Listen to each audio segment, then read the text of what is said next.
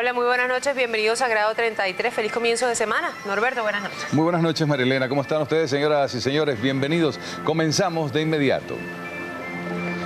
Este martes 16 de octubre, la Asamblea Nacional retomará el debate público del proyecto de reforma constitucional y aunque el Parlamento ha cumplido con la orden de aprobar el texto cuanto antes, las preocupaciones sobre algunos aspectos de la reforma siguen creciendo.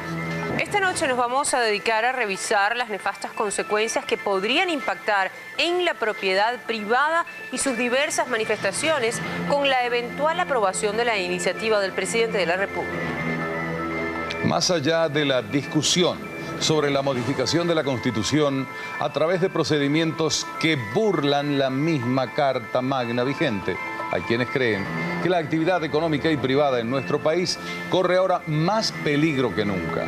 La Asociación de Propietarios de Inmuebles Urbanos ha manifestado su oposición al artículo 115 de la Constitución en los términos en los cuales está redactado, a pesar que el primer mandatario dijo que se incluirán los 4 atributos de la propiedad privada con el uso, goce, disfrute y disposición.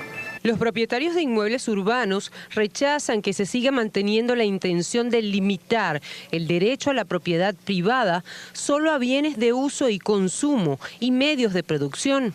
Esta clasificación solamente incluye a la vivienda principal, vehículos, enseres del hogar, vestido y comida. Pero quedan excluidos de este concepto los bienes de inversión, segundas viviendas, inmuebles en alquiler, viviendas secundarias, inmuebles alquilados, inmuebles en construcción, acciones de empresas, acciones de clubes sociales y acciones bursátiles. Solapadamente existe un gran peligro en virtud de que en la misma nueva redacción se está dejando el término de que va a existir la propiedad privada solamente sobre los bienes de uso y consumo. Los diccionarios jurídicos establecen que los bienes de consumo son aquellos como el vestido, los bienes, la ropa o máximo las joyas o alhajas. Entonces aquí queda un gran vacío que desprotege todos los demás tipos de bienes como lo son los inmuebles o como lo son otro tipo de bienes inmateriales relacionados con lo que es la propiedad intelectual. Con este escenario, los propietarios afectados quedarían en franca situación de indefensión y minusvalía jurídica. No hay una exposición de motivos que diga claramente el por qué se está eliminando todos los elementos o componentes de la propiedad sobre todo tipo de bienes, es decir, la propiedad privada ahora está en duda y el hecho de que no se defina claramente va a hacer que exista una mala o la posibilidad de que se interprete erróneamente, bien sea por un funcionario público o por un juez. Entonces, en este caso sí hay riesgos totales sobre todos los tipos de propiedad privada en Venezuela que salgan de ese concepto de bien de uso o de consumo. Es decir, que sí hay un riesgo verdadero y real en esta propuesta de reforma constitucional. Con el acercamiento de la etapa definitiva de la reforma, han crecido los temores en el mercado inmobiliario y de la construcción, no solamente de los inversionistas, sino de los miles de trabajadores. Recordemos que este sector agrupa a la mayor cantidad de empleados en el país. La inversión inmobiliaria solamente queda protegida por un concepto que no han tocado en la reforma constitucional, que es la irretroactividad de la ley. Es decir, que lo único que nos va a proteger es los derechos de propiedad adquiridos antes de esta propuesta de reforma constitucional que por demás es ilegal en virtud de que está violando la misma Constitución. Entonces, este derecho de propiedad solamente va a estar protegido por nuestra Constitución anterior y no se está estableciendo que va a ser retroactiva esta reforma constitucional, por lo cual eso es lo único que los protegería desde el punto de vista del derecho a la compra de bienes inmuebles en este momento. Desde la primera Constitución venezolana en 1811 se han garantizado los atributos de la propiedad y el derecho que cada persona tiene de gozar y disponer de los bienes que haya adquirido con su trabajo.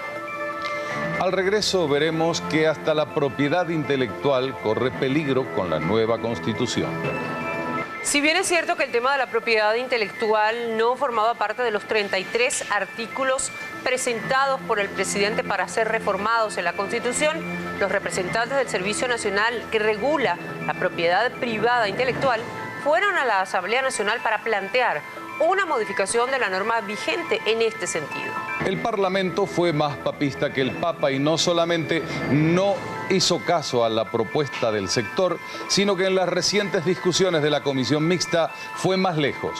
Se aprobó la exclusión de la propiedad intelectual.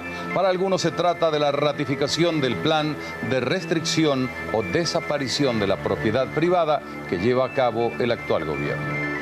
Sobre la legislación en materia de derechos de autor y propiedad intelectual. Para un total de la propiedad de títulos, diputados. Se va a legislar en materia de propiedad intelectual aun cuando se eliminó la condición de propiedad intelectual. Todo lo relativo a los derechos derivados de marcas, patentes y todo lo demás, pues se excluye del artículo 98 porque eso no es el derecho cultural. El derecho cultural es el derecho a la creación.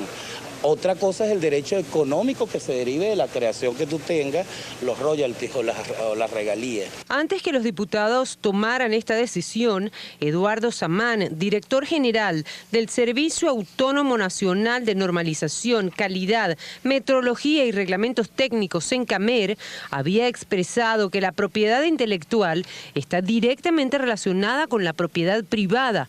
En este sentido, propuso una corrección al texto original. El artículo 98 es un artículo que está entre los derechos culturales y educativos.